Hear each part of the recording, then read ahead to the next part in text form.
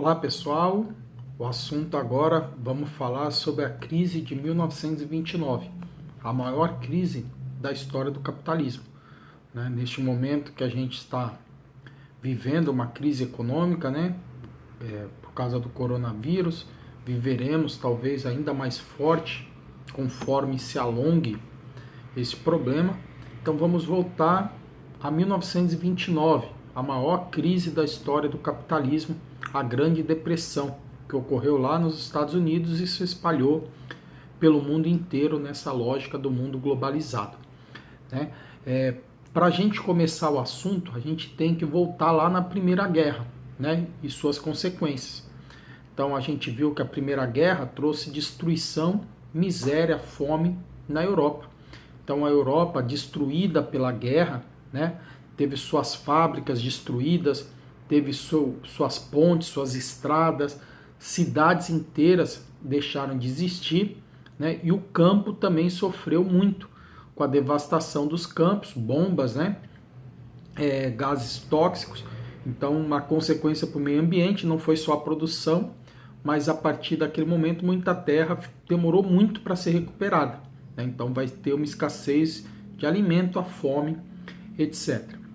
Paralelo a isso, nós temos os Estados Unidos numa situação oposta. Então, nós vimos que os Estados Unidos não participa da guerra em todo o seu desenrolar, então ele tem uma perda monetária menor. Além disso, a guerra não acontece nos Estados Unidos. Então, essa lógica de destruição não ocorre lá.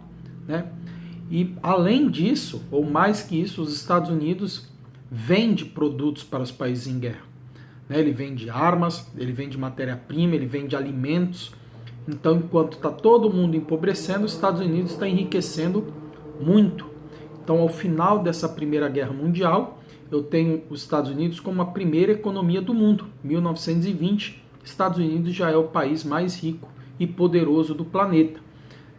Ele começa a Primeira Guerra como o maior devedor, o país que mais deve, e sai da Primeira Guerra como o país, o maior credor. Todo mundo deve para os Estados Unidos. Então, em 1920, eu tenho os Estados Unidos numa riqueza muito grande, a maior economia do planeta.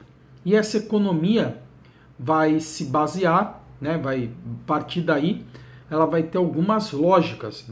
O otimismo, então o americano, extremamente otimista. Quem é otimista não guarda dinheiro, otimista gasta dinheiro. Então tenta fazer com que seu dinheiro se multiplique, investindo ou consumindo. Então eu vou ter um otimismo gigantesco nos Estados Unidos. Também vou ter, graças a esse otimismo, a criação da compra, a prestação. Então eu não preciso ter o dinheiro hoje para comprar um produto. Eu parcelo esse produto, que para nós, nos nossos dias atuais, é uma lógica presente. Então a gente tem facilidade de entender isso. Mas na época não, era dinheiro à vista. Agora não, como eu sou otimista, você vai ter emprego daqui a um ano, você vai continuar empregado, então eu posso vender minha mercadoria, um apartamento, um automóvel, à prestação de 10, 20, 30 vezes. E por último, o investimento pesado em propaganda. A gente vai trabalhar muito esse conceito de propaganda. Eu tenho que convencer você da importância de ter o produto de ponta de linha, e trocar esse produto sempre, que é para a indústria continuar girando. Então é o incentivo ao consumismo. Então a gente vai trabalhar bastante o conceito de consumismo, um pouquinho diferente aí de consumo. Isso aí vai gerar um modo americano de viver, que a gente chama em história de American Way of Life, que nós vamos também trabalhar bastante. Então esse consumismo desenfreado, as indústrias produzem cada vez mais, as pessoas consomem cada vez mais, e o otimismo, aí sempre na ponta, graças à propaganda. Já em 1929, 9 anos depois aí dos Estados Unidos se tornar potência mundial, vamos ter a queda abrupta aí de toda essa situação. Por quê? Porque o ano de 1929 vai ser o ano da quebra da Bolsa de Nova York. Então eu estou otimista e eu quero multiplicar o meu dinheiro, a minha economia. Então eu saio dos investimentos seguros, então seria aí uma poupança, e parto para um investimento de maior risco, já que eu sou otimista. Então eu passo a investir na bolsa, comprando ações de empresa, né? A economia está melhorando, as empresas vão ganhando valor. E como eu tenho uma ação dessa empresa, eu ganho lucro, né? A ação que eu comprei por 1, agora eu vendo por 2, 3, né? Então, investir na bolsa. Muita gente investiu o que tinha e o que não tinha. Então eu pego o dinheiro emprestado no banco para investir na bolsa. Quando eu tiver o retorno, eu vou lá e devolvo o dinheiro no banco. Né? Isso é importante para a gente entender a crise que vai se aprofundar aí nesse período. Né? Então eu compro as ações e muitas empresas vão, de olho grande, inflar esse aumento das ações. Então vai ser o aumento artificial. Como? O próprio dono compra as ações que ele está vendendo para fazer com que o preço dela suba, né? E aí você pergunta, professor, e qual é o problema disso? O problema disso é que a empresa vai passar a valer muito mais do que ela vale de verdade, né? E isso vai ser um problema no futuro. E aí chega em outubro de 29, esses empresários que estavam aumentando o valor das suas empresas, as empresas passam a ter um valor muito maior do que elas realmente têm, e aí eles pegam e vendem as ações deles. As ações que eles tinham comprado, eles começam a vender. E aí eu tenho muita ação no mercado e ninguém para comprar. Né? As pessoas não têm essa grana toda para comprar porque as ações estão muito caras. Então eu quero vender, ninguém compra. Aí o que acontece com o preço da ação? Ninguém compra, o preço das ações despenca. Então aquele investimento que eu fiz em ações caiu por terra, porque agora eu estou tendo prejuízo. E ao ter o prejuízo eu não tenho como devolver ao banco, né? E aí os bancos quebram.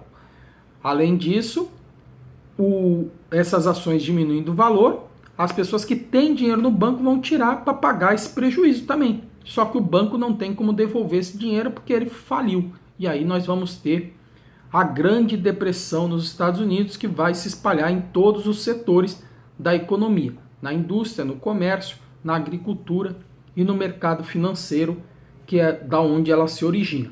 Então, para a gente ter ideia, aí de 1929 a 1933, que é o período da Grande Depressão, né, que se inicia lá no 29 de outubro, com o crash da Bolsa de Nova York, eu vou ter 3.463 bancos falidos.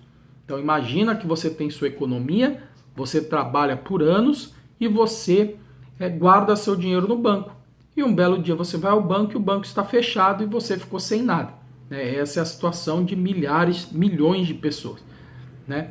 Eu também tenho 84 mil indústrias falidas. Então tentem imaginar este número, 84 mil empresas, indústrias. Quanta gente desempregada. Né? Então o americano vai perder seu emprego. Em 33 nós vamos ter aí 27% dos americanos desempregados. Então 1 em cada 4 americanos que procuram emprego não encontram. Os outros 70 e pouco vão ter seu salário diminuído, porque a produção vai diminuir. Então, eu vou ter empresas diminuindo a produção e automaticamente diminuindo o salário. Então, o que eu vou ter aí? Uma situação de desemprego gigante. Esse desemprego, com o passar do tempo, ele vira fome, né? A pouca economia que eu tinha eu não tenho mais. Então, eu e minha família passamos fome. E o próximo passo, a mendicância. Então, pessoas que 4, 5 meses antes eram empregados, consumistas do American Way of Life, agora são mendigos. E aí nós vamos ter as imagens marcantes lá das filas, né, pessoas com terno bons em fila para ganhar sopa da prefeitura. Né? Então, essa vai ser a Grande Depressão e nós vamos trabalhar um pouquinho desse conceito de Grande Depressão na nossa aula 2. Então, Então, qualquer dúvida, é só mandar aí que a gente responde, tá bom? Abraço.